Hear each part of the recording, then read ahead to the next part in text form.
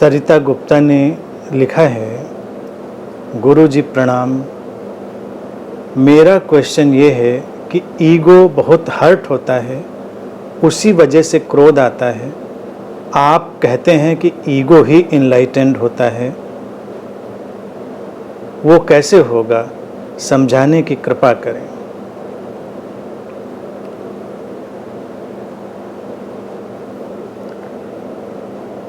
ये सब ईगो का ही कार्य व्यापार है। ये जो जीवन है इसमें ईगो अनिवार्य है, एसेंशियल है। तो जैसे आध्यात्मिक जगत में लोग ये बातें करते रहे हैं कि अहंकार से मुक्त हो जाओ, अहंकार को नष्ट कर दो, ईगो को डिसॉल्व करो, तो ये सारी बातें बेमानी हैं, इम्प्रैक्टिकल हैं, इनका कोई भी औचित्य नहीं है। अहंकार को नष्ट नहीं किया जाता, ना कोई नष्ट कर सकता है। अहंकार या ईगो पैदा होता है इस जीवन के ठीक ठीक संचालन के लिए। इस जीवन में हमको ठीक से फंक्शन करना होता है, इसलिए ये अस्तित्व उसमें ईगो को डालता है। बच्चा जब पैदा होता है तो मनोवैज्ञानिक कहते हैं कि 1.5 पौने 2 साल या उसके आसपास बच्चे के अंदर ईगो का सेंस ऑफ आइडेंटिटी जो है वो पैदा होनी शुरू होती है, और फिर वहीं से ये ईगो कई रूपों में आगे जाता है। एक रूप तो जिसकी मैं हमेशा चर्चा करता हूँ, फंक्शनल ईगो, जो कि ज़रूरी है इस जीवन में कार्य व्यापार के लिए। और फिर समाज, शिक्षा, आसपास के सारे वातावरण के चलते हुए व्यक्ति के भीतर दूसरा ईगो पैदा होता है, फिक्शनल ईगो, कहानी वाला, जिसकी अपनी स्टोरी है, जिसका अपना एक पर्सनल मैं है, वो पैदा होता है। तो जो समस्या है वो कभी भी फंक्शनल ईगो से नहीं है, समस्या है फिक्शनल ईगो से, जिसकी अपनी एक पर्सनल स्टोरी है, अपनी कहानी है, जो कहानी उसने इकट्ठी की है अपने आसपास की व्यवस्था, शिक्षा और जो भी वातावरण रहा है जिसने उसे कंडीशन्ड किया है वहाँ से। अब समस्या क्या है जीवन में, ज़रूरी फिक्शनल भी होता है, इसीलिए वो भी पैदा होता है, क्योंकि फिक्शनल यानी कि उसमें फिक्शन की पॉसिबिलिटी है, और जीवन का जितना विकास है देखा जाए वो एक कहानी है, फिक्शन है। जैसे हम स्टोरी लिखते हैं तो उसमें कल्पना की उड़ान लेते हैं, हम नई नई संभावनाओं को तलाश करते हैं। तो चाहे वो कला का विकास हो, चाहे विज्ञान का विकास हो, उसके अंदर फिक्शनल ईगो की एक्टिविटी, उसकी जो सक्रियता है वो भी ज़रूरी है। और फिर काम करने के लिए उसको प्रैक्टिकल प्लेटफॉर्म पे यानी कि हकीकत की ज़मीन पर उतारने के लिए फंक्शनल ईगो चाहिए होता है। तो ये प्रक्रिया बहुत ही अच्छे ढंग से अंतर संबंधित रहते हुए चलती रहती है, इसमें कोई समस्या नहीं। लेकिन समस्या तब पैदा होती है जब जो फिक्शनल ईगो है वो बहुत ज़्यादा आइडेंटिफाइड हो जाता है अपने आप से, और जो व्यक्तिगत कहानी है यानी जो पर्सनल स्टोरी है वो इतनी सख्त हो जाती है, इतनी स्ट्रांग हो जाती है कि बात बात पर व्यक्ति को लगता है कि ये तो मेरे लिए हो रहा है या मैं ही कर रहा हूँ, ये मेरे साथ हो रहा है, पूरी दुनिया मेरे साथ ऐसा क्यों कर रही है, लोग मेरे साथ ऐसा क्यों कर रहे हैं, तमाम इस तरह की बातें। फंक्शनल ईगो पे कभी बात नहीं आती कि किसके लिए हो रहा है, कौन कर रहा है, वो तो बस करता है, स्पॉन्टेनियस हैपनिंग। तो यहाँ पर देखना क्या होगा, देखना ये होगा कि क्या सचमुच में हम करते हैं जिसकी बात मैंने कही। तो फिक्शनल ईगो का जो पॉइजन कहें, वो पॉइजन है उसका कर्तापन, उसकी स्टेट ऑफ डूअरशिप। तो यहीं पर हम फिर से फिक्शनल ईगो का ही यूज करते हैं, यानी कि जैसे किसी पॉइजन को ख़त्म करने के लिए पॉइजन का एंटीडोट यूज करते हैं, तो फंक्शनल ईगो तो अपना काम करता रहेगा, वो तो एक अलग व्यवस्था हुई। लेकिन फिक्शनल ईगो जिसने अपने अंदर कर्तापन का बहुत जहर इकट्ठा कर लिया, पॉइजन, और वो उसको अब तरह तरह से हानि पहुंचाने लगा है, उसी फिक्शनल ईगो का हम उपयोग करेंगे और उसमें एक नया एंटीडोट इंजेक्ट करेंगे। अब ये होगा उसकी अपनी डेस्टिनी पर या उस जागतिक व्यवस्था पर, उस जो समग्रता, टोटलिटी, उसकी जो रहस्यमय व्यवस्था है उस पर निर्भर करेगा कि ये क्षण कब आएगा उसके जीवन में। लेकिन अब हम लोग आमने सामने हैं तो वो क्षण कहीं ना कहीं आसपास है, हम बात कर रहे हैं तो इसका मतलब प्रोसेस ऑन हो चुका है, प्रक्रिया शुरू हो चुकी है।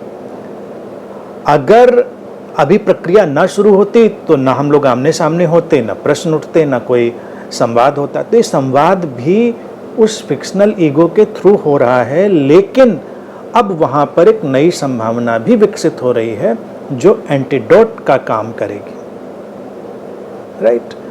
अब वो एंटीडोट उसको ये देना है कि क्या सचमुच में व्यक्ति करने वाला है, क्या सचमुच में जो फिक्शन कहानी पैदा होती है वो पैदा करता है, कहानी भी पैदा होती है, फिक्शन भी पैदा होता है। अचानक व्यक्ति के अंदर कोई कल्पना की उड़ान गति बढ़ने लगती, सभी के अंदर तो एक जैसी कल्पनाएं नहीं आती, सभी लोग तो एक ही वातावरण में रहने के बावजूद एक ही जैसी कल्पनाओं में नहीं जाते, एक ही जैसी स्टोरीज को नहीं पैदा करते। तो ये भी एक हैपनिंग है, घटनाक्रम है।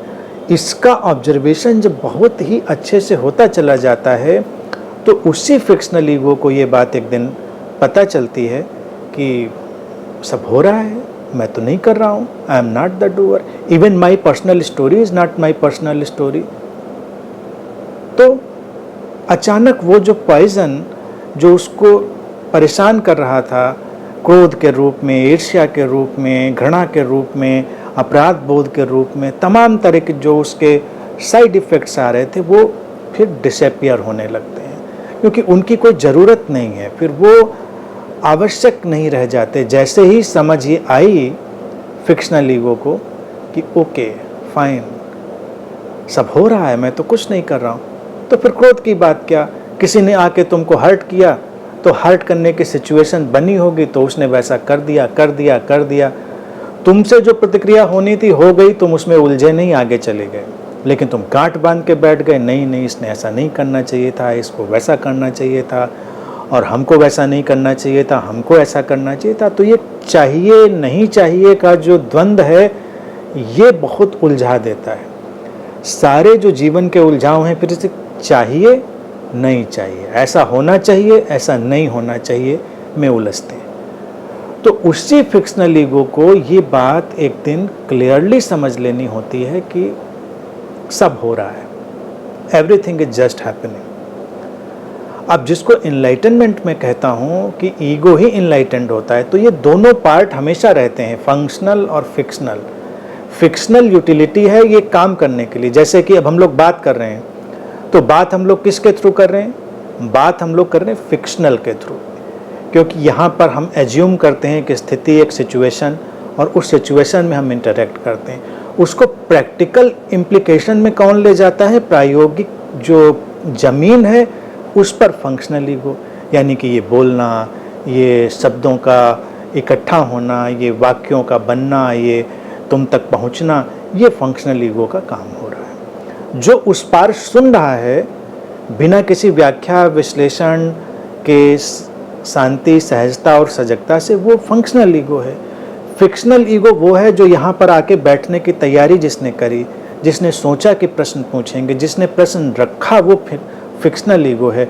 जो इस प्रश्न को इम्बाइब करने के लिए, उसको एब्जॉर्ब करने के लिए, अपने अंदर लेने के लिए जिसने सारा आयोजन बनाया, वो फिक्शनल ईगो है। तो ये फिक्शनल फंक्शनल का जो नृत्य है ये चलता ही रहता है। इनलाइटेंड ईगो में उसको कहता हूँ कि जब उसको एक टोटल अंडरस्टैंडिंग, ये परिपूर्ण समझ घट गई होती है कि सब होता है, वो बिल्कुल भी करता नहीं है।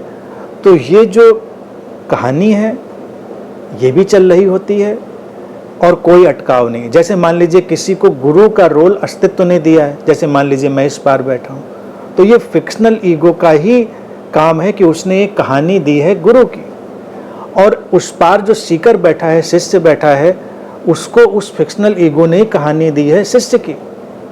फिक्शनल है। सीकर जिस दिन ज़्यादा से ज़्यादा या बहुत गहराई से समझ लेता है कि ये सब घट रहा है, वो मुक्त होने लगता है। जिसको हम इनलाइटेंड कहते हैं वो इसको टोटली समझ चुका होता है और कहानी के साथ बहता है। तो बात इतनी है। तो इन जो जहर, जो पॉइजन हैं भीतर आ गए हैं क्रोध के, प्रतिक्रिया के, इनको हटाने के लिए बस इतनी समझ को लाएं। और इस समझ को अनेक अनेक रूपों में, अनेक अनेक शब्दों में मैं बार बार रख रहा हूँ। तुम जितना सुनते जाओगे, इस कोने से उस कोने से, इस ढंग से उस ढंग से, मैं अलग अलग ढंग से उसी बात को समझाता रहता हूँ। उसको सुनते रहेंगे, एक दिन इंटेलेक्चुअल यानी बौद्धिक रूप से बात समझ में आएगी। फिर अगर फॉर्चुनेट एनफ होंगे, सौभाग्यशाली होंगे, तो टोटल अंडरस्टैंडिंग भी आएगी, परिपूर्ण समझ भी आएगी। कब आएगी, कैसे आएगी, ये कोई नहीं बता सकता। लेकिन अगर हम इस प्रक्रिया में हैं तो इसका मतलब है कि हम चल रहे हैं, हम उस यात्रा में हैं, कदम बढ़ रहे हैं। वो कभी भी घट सकता है।